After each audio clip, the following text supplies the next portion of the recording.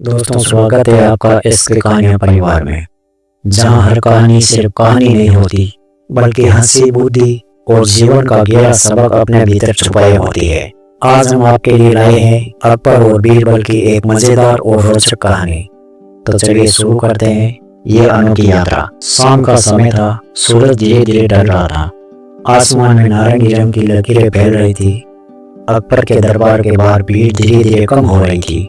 सभी आगंतुक अपने अपने घरों को लौट रहे थे। तभी बीरबल की नजर कोने में खड़े एक मोटे ताजे आदमी पर पड़ी। उस आदमी के चेहरे पर शर्मिंदगी और बेचैनी साफ झलक रही थी और वो चुपचाप इधर उधर देख रहा था, जैसे कोई गुप्त राज छिपा हो। क्या था उस मोटे आदमी का राज? क्या वो कोई जासूस था या फिर कोई ऐसी इच्छा लेकर आया था जो बीरबल को भी हैरान कर दे?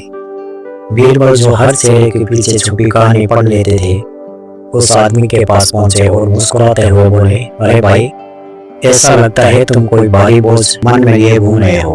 बिना हिचक बताओ, क्या बात है? बीरबल के सामने कोई भी परेशानी अनसुलझी नहीं रहती।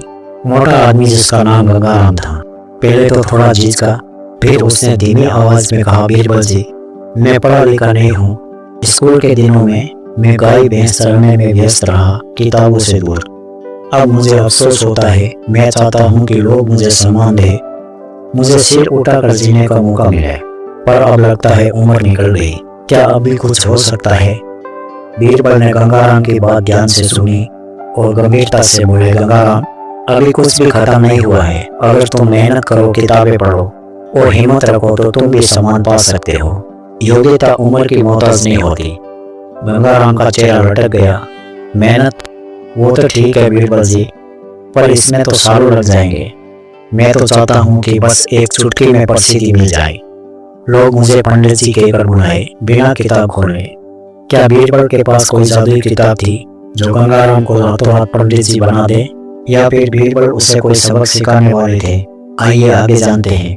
बीरबल ने गंगाराम की बात सुनी और उनकी आंखों में शरारत भरी चमक आ गई। वो बोले, ठीक है गंगाराम, प्रसिद्धि का शॉर्टकट तो नहीं है, पर एक तरकीब जरूर है, लेकिन इसके लिए तुम्हें थोड़ा नाटक करना होगा। क्या तुम तैयार हो इसके लिए? गंगाराम की आंखों में चमक आ गई। बताइए बीरबल जी, मैं तैयार हूँ। बीरबल ने अपनी योजना खोली।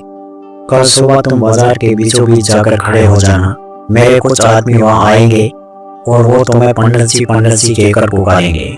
वो जोर जोर से चिल्लाएंगे ताकि सारा बाजार सुने। तुम बस इतना करना कि गुस्से का दिखावा करते हुए उनकी तरफ लाठी लेकर दौड़ना। ध्यान रहे, गुस्सा सिर्फ दिखावे का होना चाहिए, किसी को चोट नहीं लगनी चाहिए।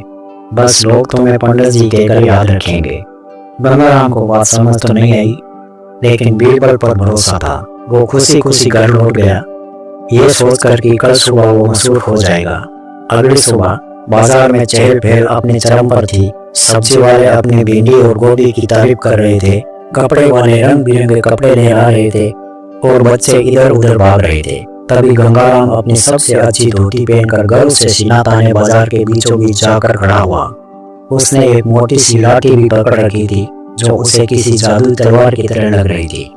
क्या गंगाराम का ये नाटक बाजार में तेल का मचा देगा, या फिर बीरबल की चाल उसे और उलझन में डाल देगी?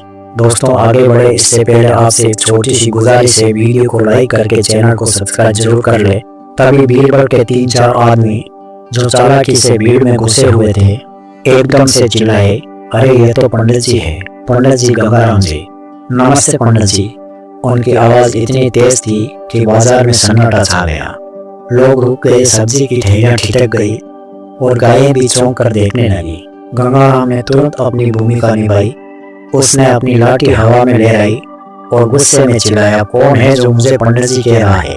रुको, मैं दिखाता हूँ। और वो उन आदमियों के पीछे दौड़ पड़ा। बीरबल के आदमी भी नाटक में माहिर थे। वो हंसते हंसते भागे और चिल्लाते रहे, पंडित जी, पंडित जी। ये दृश्य इतना मजेदार था कि बाजार में मौजूद बच्चे, बूढ़े और जवान सब हंसने लगे। कुछ आवारा लड़कों ने भी मजा लेना शुरू कर दिया। वो गंगाराम के पीछे दौड़ने लगे और चिल्लाने लगे, पंडित जी, पंडित जी। एक बूढ़ी अम्मा जो अपनी टोकरी में सेव बेच रही थी, हंसते हंसते लोटपोट हो गई। उसने कहा, अरे ये पंडित जी तो बहुत ही बड़े गुस्सेल है। क्या गंगाराम की पंडित जी वाली ये प्रसिद्धि उसे सच्चा सामान दिला पाएगी, या फिर बाजार का ये हंगामा उसे और मुसीबत में डालेगा? आइए जानते हैं आगे। दिन बीतते गए और गंगाराम अब हर गली मोहल्ले में पंडित जी के नाम से मशहूर हो गया। लेकिन ये प्रसिद्धि वैसी नहीं थी जैसी वो चाहता था। लोग उसे देखते ही हंसने लगते और कहते, अरे अरे पंडित जी आ गए, लाठी तैयार है। बच्चे उसका पीछा करते और दुकानदार उसका मजाक उड़ाते। गंगाराम को अब समझ आ रहा था कि ये पंडित जी कोई सामान नहीं बल्कि एक मजाक बन गया था। एक दिन गंगाराम जो अब थक चुका था और अपनी लाठी से भी तंग आ चुका था, फिर से बीरबल के पास पहुंचा। उसका चेहरा उदास था। वो बोला, बीरबल जी, आपकी तरकीब तो काम कर गई, पर गलत तरीके से। लोग मुझे पंडित जी कहते हैं, पर ये सम्मान की बात नहीं, मजाक है। बच्चे मेरा पीछा करते हैं और मुझे लगता है कि लोग मुझे पागल समझते हैं। मैं तो थक गया हूँ इस नाटक से। बीरबल ने गंगाराम की बात सुनी और ठाका मारकर हंस पड़े। गंगाराम, मैंने तुमसे पहले ही कहा था कि बिना मेहनत के प्रसिद्धि नहीं मिलती। तुमने शॉर्टकट मांगा और मैंने तुम्हें दिखा दिया कि शॉर्टकट की प्रसिद्धि कैसी होती है। लोग मूर्ख नहीं है, वो सब जानते हैं कि सच्चा पंडित कौन है। गंगाराम ने सिर झुकाया। आप सही है बीरबल जी, मैं समझ गया कि बिना मेहनत के सम्मान नहीं मिलता, लेकिन अब क्या करूं? लोग तो मुझे पंडित जी कहकर चिढ़ाते रहेंगे। बीरबल ने मुस्कुराते हुए कहा, चिंता मत करो पंडित जी, अब तुम कुछ महीने के लिए किसी दूसरे शहर चले जाओ, वहाँ कुछ नया सीखो, कोई हुनर सीखो। जब वापस लौटो तो शांत और सभ्य बने रहना। अगर कोई तुम्हें पंडित जी कहे तो हंसकर टाल देना।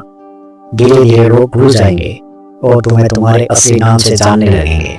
कुछ महीनों बाद गंगाराम दूसरे शहर से लौटा। उसने वहाँ मिट्टी के बर्तन बनाने का हुनर सीखा। अब वो न केवल अच्छा कारीगर बन चुका था, बल्कि उसने अपनी बातों में भी सभ्यता ले आया। जब वो बाजार में गया तो कुछ शरारती बच्चों ने फिर से चिढ़ाना शुरू किया, पंडित जी पंडित जी। लेकिन गंगाराम ने बस मुस्कुराकर उनके तरफ देखा और कहा, अरे मुझे तो गंगाराम कहो, मैं तो बस एक साधारण कारीगर हूँ। उसकी इस सादगी और शांति को देखकर लोग हैरान रह गए। धीरे धीरे पंडित जी का मजाक बंद हो गया। गंगाराम के बनाए बर्तनों की तारीफ होने लगी और लोग उसे कारीगर गंगाराम कहकर बुलाने लगे। अब गंगाराम को सच्चा सम्मान मिल रहा था, जो उसने अपनी मेहनत और धैर्य से कमाया था। कहानी की सीख। हाँ तो मित्रों, इस कहानी से हमें ये सीख मिलती है, सच्ची प्रसिद्धि सम्मान और मेहनत, धैर्य और योग्यता से मिलती है। शॉर्टकट की तलाश में इंसान अक्सर उपहास का पात्र बन जाता है। बीरबल ने गंगाराम को हास्य और चतुराई के साथ ये सबक सिखाया कि बिना मेहनत की मिली प्रसिद्धि खोखली होती है। तो दोस्तों, कैसी लगी आपको ये कहानी? अगर अच्छी लगी हो तो आपका एक छोटा सा लाइक हमें और कहानियां लाने की हिम्मत देगा। इस वीडियो को अपने दोस्तों के साथ शेयर करना ना भूलें और हाँ, हमारे चैनल एसके कहानियों को सब्सक्राइब करके बेल आइकन को जरूर दबाएं ताकि अगली कहानी सबसे पहले आप सुन सके। फिर मिलेंगे एक नई और अनोखी कहानी के साथ। तब तक जुड़े रहिए हमसे। धन्यवाद।